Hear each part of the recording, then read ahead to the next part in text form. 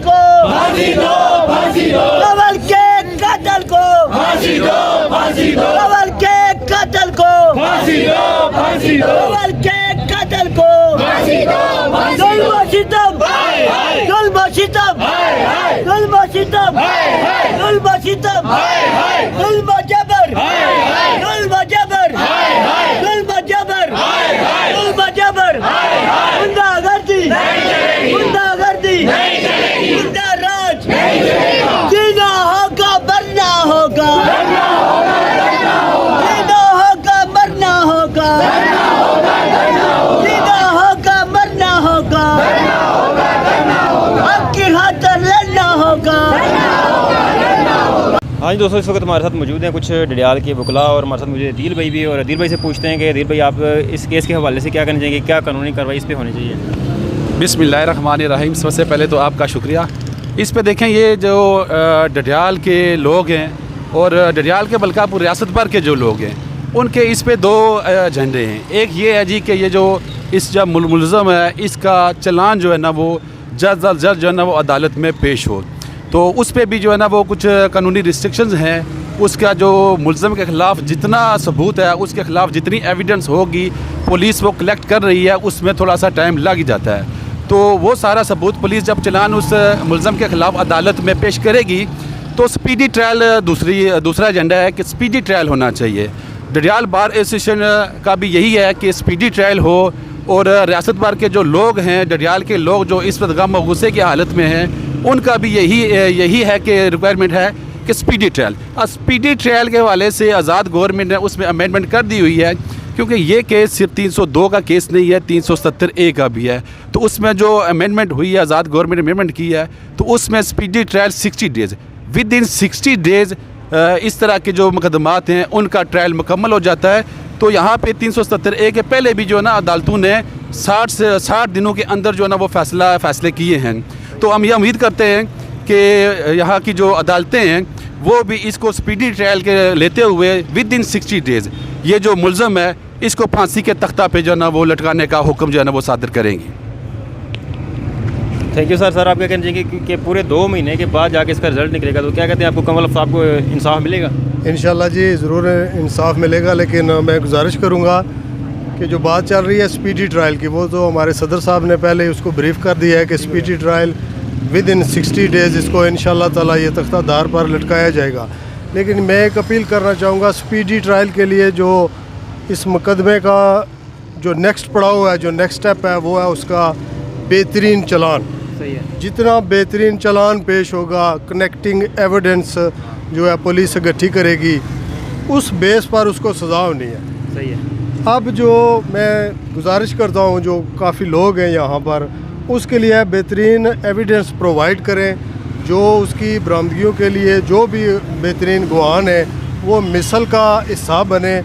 उस पर जब ये थ्रू कानून के प्रोसेस से गुजरेगा तो इंशाल्लाह ताला ये हैंग होगा, इंशाल्लाह ताला इसको कड़ी से कड़ी सज़ा मिलेगी और पूरी बार के जो वकला हैं वो समझ लें कि जिस तरह कमल के भाई के जज्बात हैं उनके भी वही जज्बात हैं।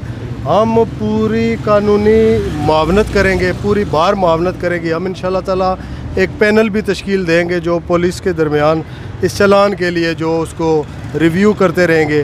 चालान पेश होने के बाद जो अदालतों का अख्तियार है वो आज खुद भी अदालत और नोटिस ले सकती है। हमारे जो सेशन जज साहब हैं वो भी स्पीडी ट्रायल के लिए, लेकिन इंशाल्लाह ताला ये स्पीडी ट्रायल होगा और इसको सज़ा होगी। रिक्वायरमेंट क्या है, जो अब इसके जो चालान पेश होना है उसको मजबूत से मजबूत तर होना चाहिए, कनेक्टिंग एविडेंस होनी चाहिए। जिस किसी के पास भी कोई भी एविडेंस है वो पुलिस के पास जाएं और पेश करें, अपना हिस्सा डालें। थैंक यू सो मच, बहुत शुक्रिया आपका।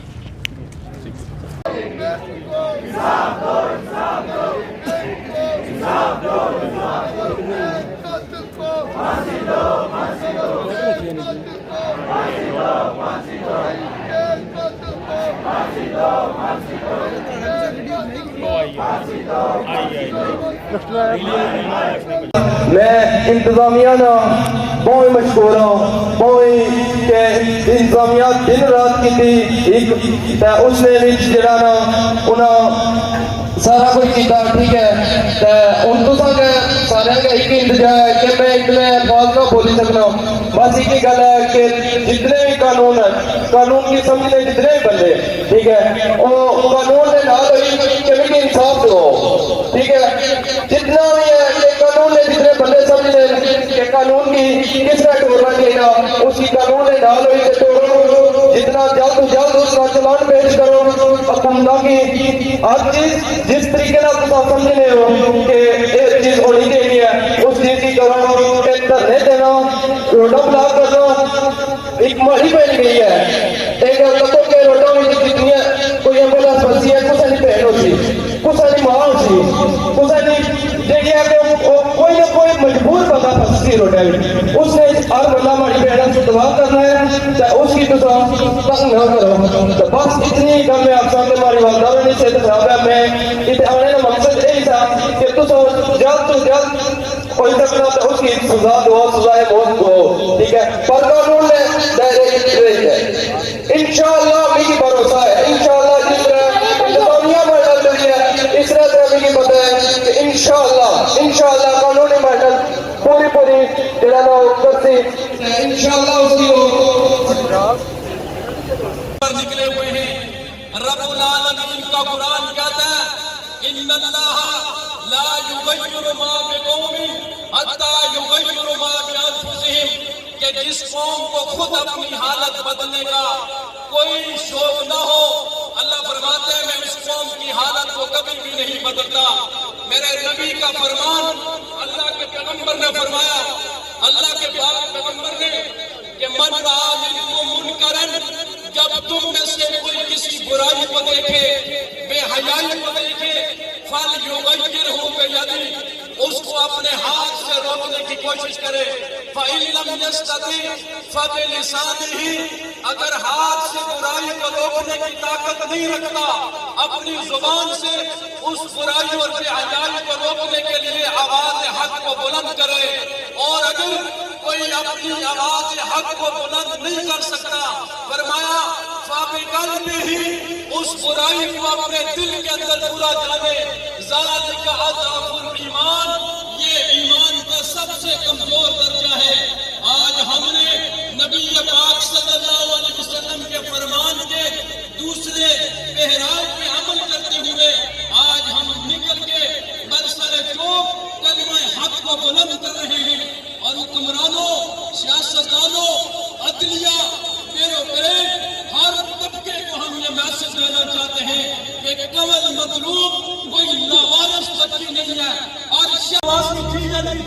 वो हम सब की थी। इंशाअल्लाह उसको इंसाफ दिलाए बगैर हम अपने घरों को नहीं रोकेंगे। कश्मीर की बेटी को इंसाफ दो, इंसाफ दो, दुनियाल की बेटी को इंसाफ दो, इंसाफ दो, कातिल को फांसी दो, कातिल को फांसी दो। इंशाअल्लाह हमारा पूरा इलाज जारी रहेगा। इस शहर के हर तबके को मैं मुबारकबाद पेश करता हूँ कि आपके अंदर बेदारी की लहर पैदा हो चुकी है। सोशल मीडिया को, साफ भाइयों को, फुकरा को, असातिज़ा को, तलबा को, ताजिरों को, उलमा को, दीनी मदारिस के तलबा को हर वक्त पर जिक्र यहाँ मौजूद है और वो बेदार हो चुका है। और अगर मैं ये बात कहूँ तो ये गलत नहीं होगी। सजाए हक पार्टी के चेयरमैन सदीकी साहब इस कौम को बेदार करने में आपका बहुत किरदार है और इंशाअल्लाह ये कौम आपको मायूस बोलो बोलो बोलो ये कौम आपको मायूस नहीं करेगी इंशाअल्लाह। जुल्म फिर जुल्म है, बढ़ता है तो मिट जाता है, खून फिर खून है, गिरता है तो जम जाता है। कबल मदरूब शहीद के खून से याद करते हैं, मुझे इंसाफ दिलाए बगैर हम जेल से नहीं बैठेंगे। अल्लाह मेरा और आप हामी और नासिर हो। वाखुदा मैं इस पंडाल में आने पर अपनी बहनों, अपनी बेटियों और तमाम ख़वातीन को उनके जज्बात पर खराज तहसीन पेश करता भी मैं माफी चाहता हूँ। मुफ्ती वाहिद साहब तशरीफ लाए।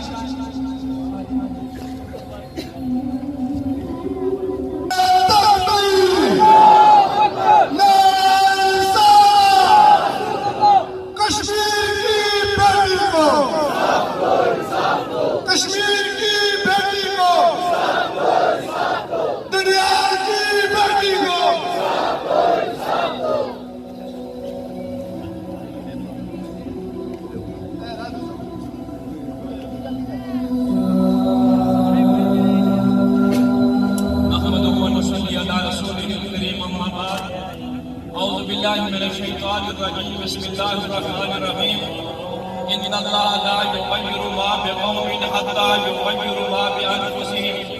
सदक़ल्लाहु मौलाना अज़ीम वक़ाल नबी सल्लल्लाहु अलैहि वसल्लम मन रआ मिनकुम मुनकरन फलयुग़य्यिरहु बियदिही फ़इन लम यस्तती फ़बिलिसानिही फ़इन लम यस्तती फ़बिक़ल्बिही ज़ालिका अज़अफ़ुल ईमान। सदक़ रसूलुहुन नबियुल करीम। अल्लाहुम्मा सल्लि अला सय्यदिना व मौलाना मुहम्मद व अला आलि सय्यदिना व मौलाना मुहम्मद व बारिक वसल्लिम अलैहि। वो मर्द नहीं जो डर जाए आलात के खूनी मंजर से। वो मर्द नहीं जो डर जाए आलात के खूनी मंजर से। जिस हाल में जीना मुश्किल हो उस हाल में जीना लाज़िम है।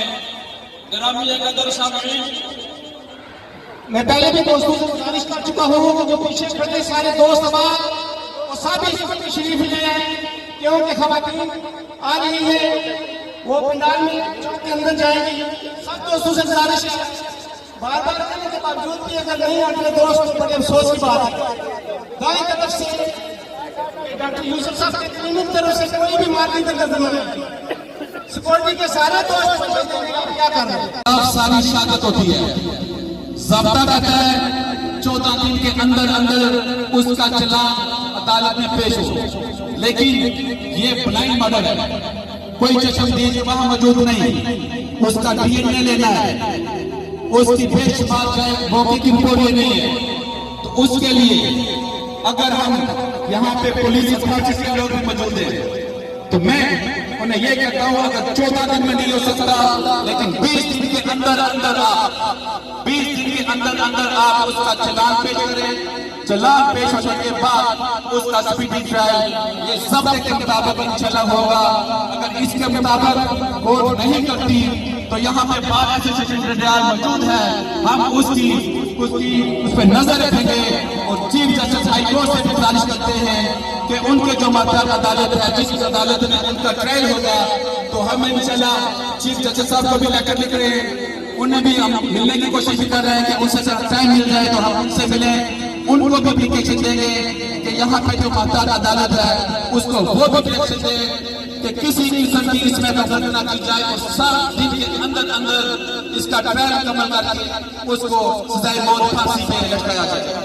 दूसरी बात जो मैं करना चाहता हूँ, यहाँ पे बेशुमार हमारा जो डडियाल है, यहाँ पे बेशुमार गैर रास्ते लोग हैं, उसके लिए national action plan government of Pakistan ने, आजाद गवर्नमेंट ने भी अडॉप्ट किया, लेकिन उस पर दुरुस्त तौर पर अमल नहीं हो रहा। गैर रियासती अफराद जितने भी क्रिमिनल कार्ड आप डडियाल करने का रिकॉर्ड उठा लें, 100 में से 60 से 70% में गैर रियासती लोग इन्वॉल्वमेंट है। क्यों इन्वॉल्वमेंट है? एक तो उसमें जो अथॉरिटीज है, इंतजामिया है, वो रजिस्ट्रेशन का काम सही नहीं कर रही।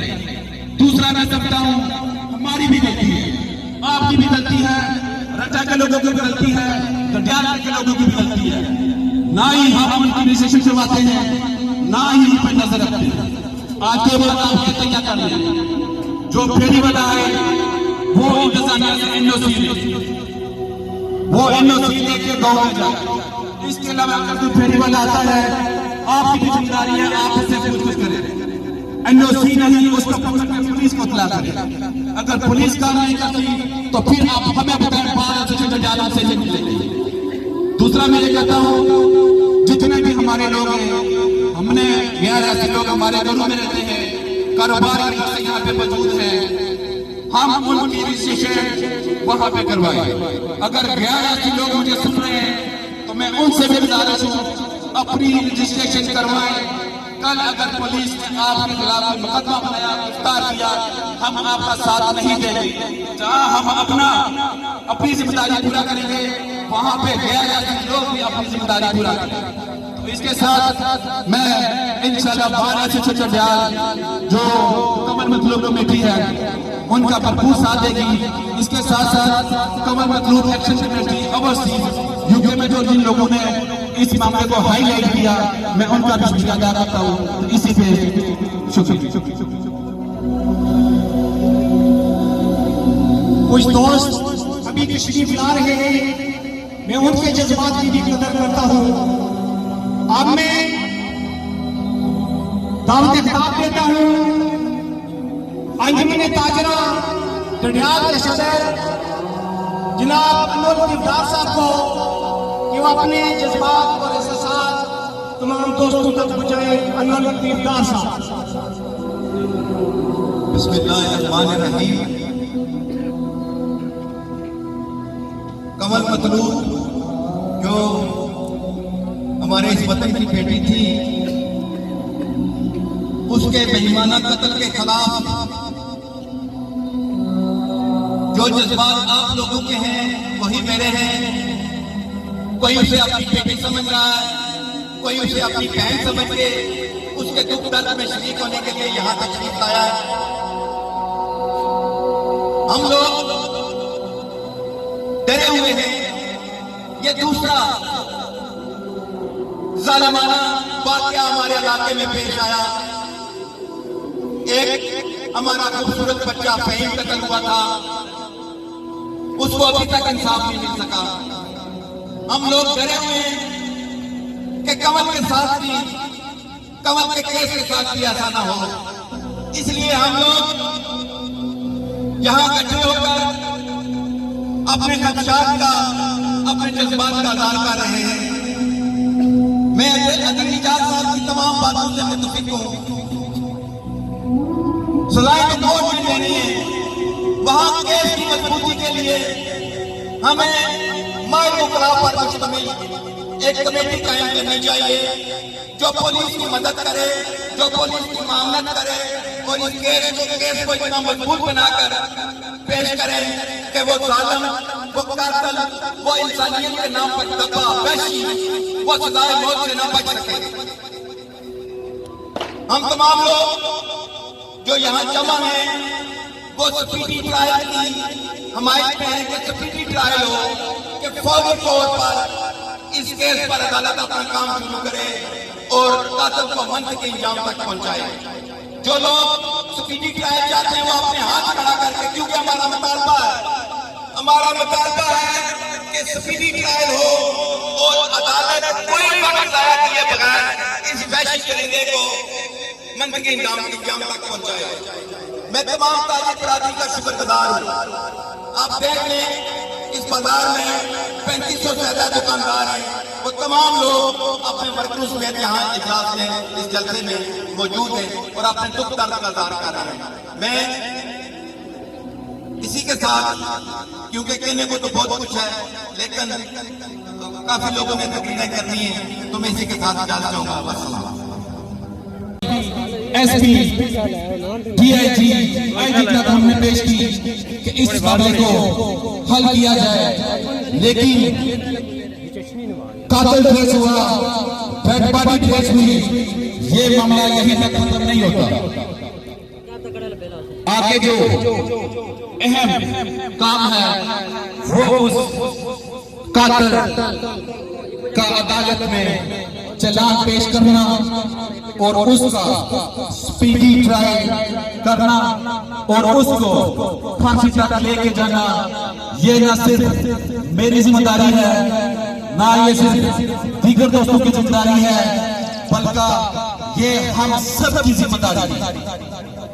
उसके लिए क्योंकि मेरा तल्लुक हुकला से है, आइन और कानून की बात हम करते हैं, बैक्सीरियत बार एसोसिएशन का सदर होने के नाते, बैक्सीरियत वकील होने के नाते हमने ये तय किया है कि कमल मतलूब को इंसाफ लाने तक और कातिल को फांसी के तख्तादार तक ले जाने तक हम कमल मतलूब की फ्री वकालत करेंगे और जहां तक हो सकेगा हम उसकी मदद करेंगे।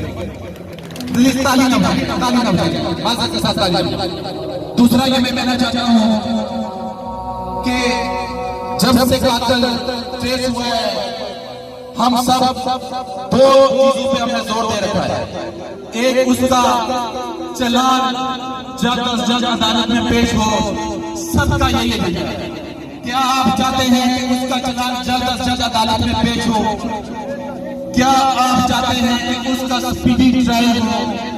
तो इससे मैं आपको ये कहना चाहता हूँ कि जो पुलिस की आला अथॉरिटीज हैं उनसे भी हम राब्ते में हैं।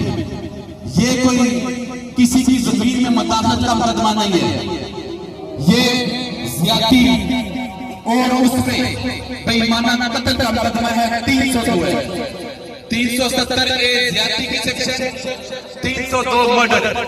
इस पे पुलिस के लिए एविडेंस इकट्ठी करना बड़ा मुश्किल काम है। मैं इस प्लेटफॉर्म से जो मुंतजमीन हैं, डडियाल की मुख्तलिफ तंजीमों के सरबराह हैं, कमल मतलूब के अहले खाना है, कठार के लोग हैं, कठार से अब सब मौजूद हैं, मैं इसमें ये राय देना चाहता हूँ कि पुलिस अथॉरिटीज को भी तफ्तीश करने में बड़ी मुश्किल आती है। हम यहाँ पे रोज आते हैं इस वजह से कि कमल मतलूब को इंसाफ मिले। तो इस वजह से मैं ये तजवीज देता हूँ कि 3 से 5 लोगों की एक कमेटी बनाई जाए और वो committee police authority investigation agency जो है उसके साथ राब्ते में रहे, जिसमें मैं अपनी खिदमत भी देने के लिए तैयार हूँ।